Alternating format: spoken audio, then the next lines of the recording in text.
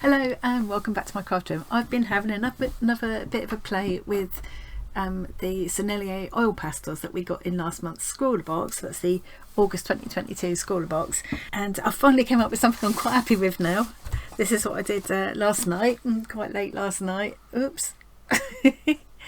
I love how she came out. Whenever I draw girls, it doesn't, even if I start off trying to make them look happy, they always end up looking either sad or sullen. So I'm just going to accept that. This was my very first thing that I did when the pastels came. I had a bit of a disaster with trying to use a fixative, so it's all gone shiny with the kind of weird snakeskin effect. Let me bring it down a bit. And then the other day I was messing about a bit again, and I did this, which is meant to look like a sort of seaside, and then I did a really weird witchy looking thing, and she didn't look like this. She had big hollow black eyes and stuff, and then I decided the other day I just needed some more colours. So these were the colours that we got in the, you can see I've used them quite a bit already, that we got in the box. They're lovely colours, but I was desperate for a red at least. So when I was in town the other day, I stopped in an art shop and I got this kind of deep, what's this one called? Venetian red. There it is. Blimey, I can hardly read that. There it is. So this is Venetian red, and I thought that was a lovely colour. And then I got this other more sort of obvious red. I got another white because I found I was ploughing through the white, and I got a purple. And now I wish I'd got, I kind of wish for a green, a brighter green, and maybe some kind of a paler pinky colour, pale lilac. Anyway, I will probably, if I carry on enjoying them like I am at the moment, I'll probably treat myself to another few colours, but I'll have to build them up as I go along. They're $2.45 each. That's what they cost me in the art shop, so not too bad, but they don't last very long either. So the other thing I got while I was there was this blender one, because I read about it or heard about it when I was looking on YouTube. Now this is harder than all the others. These are really soft and sticky. This is a bit harder. It's colourless, and you're supposed to be able to use it to blend the colours together. Mostly I was just using my fingers, and I've been keeping this old towel handy to wipe off both the pastels themselves and my fingers on. Scrawlr box did come with a blending stump in, but I didn't find I got on very well. I love blending stumps for other things, but I didn't find I enjoyed using it too much with these. So once I got those other colours, then I was able to do this, and I thought, oh, I'm starting to really enjoy myself now. But one of the frustrating things was that it felt too small. I felt like I wanted to work bigger to be able to get the effects and the details and things that I wanted. I just didn't feel I had enough kind of control over it at this scale. On the other hand, it's quite daunting to do a really huge painting. So what I'm going to do now, I've been inspired by, let me show you this guy. This guy called Black Bean. I love him. I love his. I've caught his face. So he does make a lot of funny faces. You can see some of his work in the background there. I love his style. I wish I could do that. He's showing here how he started back in, I think he said this is 2011, and then how he did a tutorial for an eye, to do an eye in oil pastels back in 2020, which is pretty good. It just went nuts, this video. And then just a couple of years later, he's now, or I think a year later when he actually, yes, he made this in 2021, he did this one. So here is the eye that he's using as a photo reference, and he does say make sure you use a photo reference, and I totally agree with that. He also says that it's easier to, the bigger scale you can work in, the easier it is with oil pastels. He uses all sorts, right from Crayola to Scrawlr, and he quite likes using the harder ones like the Crayola ones as the base coat, and then blending the more expensive softer squidgy ones over the top. So but I've only got the Scrawlr ones only. I mean, they're like the bee's knees. So this is how he starts, and I love that he used this kind of, you know, this baggy eye, this, you know, with some lines and stuff. It's a really interesting eye. Funnily enough, when I was trawling the internet trying to find an interesting picture of an eye myself, that's the photo I came up with, and it's the same eye. So I'm probably going to be using this, but just doing the one eye for now. If I get on really well, I'll do a bigger piece and I'll try and do a whole face. But if I do a whole face, I'm tempted to do this one, which features my own baggy eyes. So this was from about, I think about 3 years ago. It's before I retired, 3-4 years ago, this picture, because my hair is short. So I can sort of date it from that. Again, I'd rather, I mean, glasses will be another challenge altogether, but I'd rather have an eye with wrinkles and bags. I think a perfect beautiful eye would be a bit boring. He's brilliant. He makes it look so easy. It isn't as easy as he makes it look, but he shows you really right from how he starts. And I love the unexpected. He just uses whatever colour, as long as it's the right tonal value. He doesn't care what colour he uses. He just picks random colours, he says. So I mean, you know, I'm not hoping I'm going to turn out anything as good as this, but it's something to aspire to. One of the things he loves to do, and I'm going to try this as well, is doing what he calls the scratchy into the finished piece, which I love the idea of. So I'm going to be trying that as well. I just think that gives it a lot of extra interest and texture and stuff, doesn't it? I'm gonna put my face out of the way because we don't need to be looking at that. So I haven't got the, you know, I haven't got the range of colours that he's got to play with there, but I've got a fair selection there. And I'm gonna make the eye huge. I'm gonna make it pretty much fill this page. So I'm just gonna speed through this and watch something and play a bit of music for you to listen to. It was fairly speedy. I mean, this one, I started this pretty late last night after dinner, and I must have been finished by 10, so it only took me a couple of hours, which for me is pretty quick. I think oil pastels do seem to be quite a quick medium. Right, okay, I've got everything I need, got my coffee. Here I go. Wish me luck. It looks a bit dark there. I'm paranoid because somebody left a comment saying you need lights. I keep thinking, oh, I probably do. I need to do something about a better camera and better lights, but hey ho, not yet. Can't. That's gonna have to wait. Right.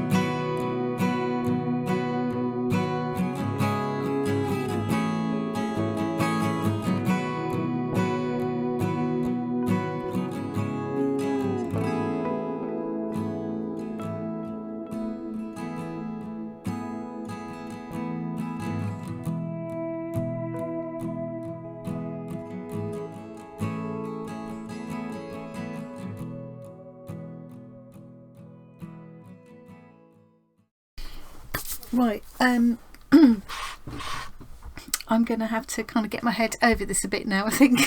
So I'm going to carry on and fill out my main area with colour and stuff, and do a bit more blending, and then I'll come back a bit further in, and perhaps when I start adding highlights and lowlights and details, and certainly for the scratchy I'll come back and show you. But you can kind of see where I'm going. It's looking nothing like as brilliant as Black Beans, but I think one of the main things for me is like that, the thing of just concentrating on tonal values and just using whatever colours come to mind. I'm finding it a bit frustrating because there's other colours I want.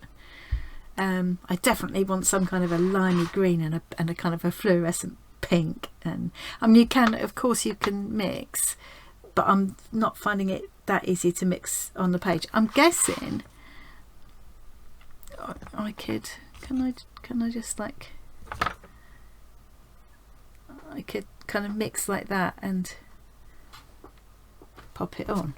Yeah, so I might have to do a bit of that,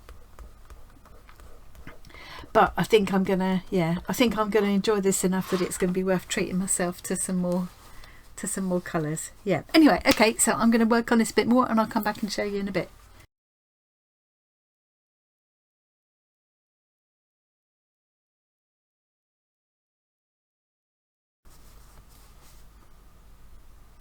Okay, so I've kind of got the main areas of colour and light and shade in as I want them. So now what I'm going to do is start layering, adding in some highlights like to the eyes here. Keep going back to my reference photo. And also just intensify some of the colours just for the fun of having those different colours in there. just because yeah, just because I like them. It's definitely much easier to work with these with on a much bigger scale, for sure.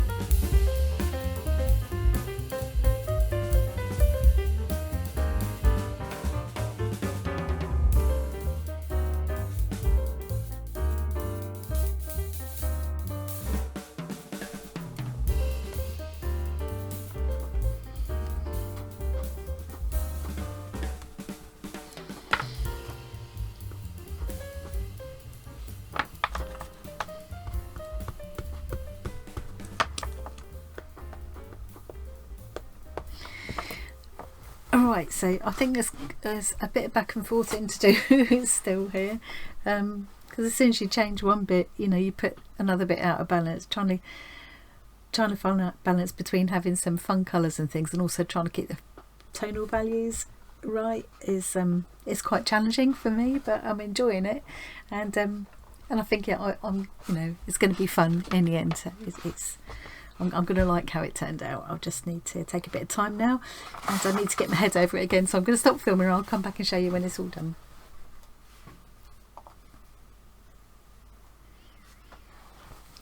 Right, I think I'm done with this, except for what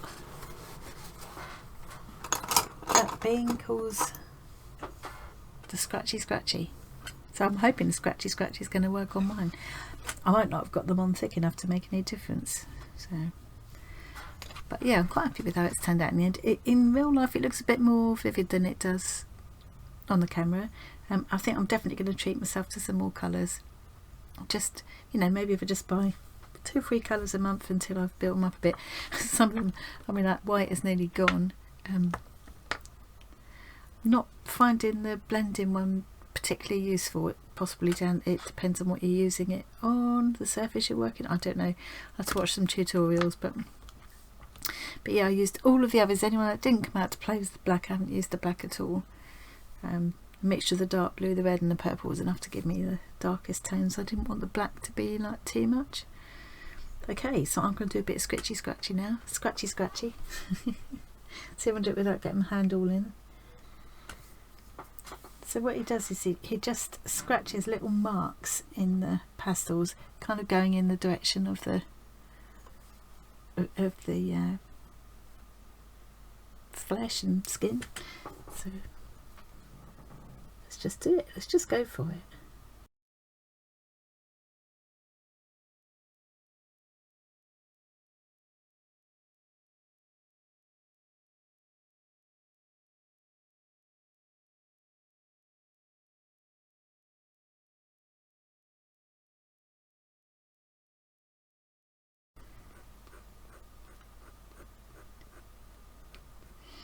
Yeah, I can see why he likes doing this. It feels quite addictive.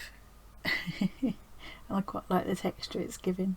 I don't think you need to sit and watch me doing this though, so I'm going to finish off and then I will put a picture of the finished piece on at the end, because I think it will perhaps show the colours are definitely quite a bit more vivid in real life than they are on the screen, on my screen anyway. So yeah, I'll put some pictures at the end. Thank you very much for watching me today. I'm trying to work out roughly how long I've been doing that all together. About 3 hours. For me, it's a relatively quick medium to use. Probably lots of people would do it much quicker than that, but I'm quite a slow worker, so yeah. It's also a bit filthy. A bit of clean up to do. But anyway, yeah, I hope you enjoyed watching that, and I will see you again really soon. Bye.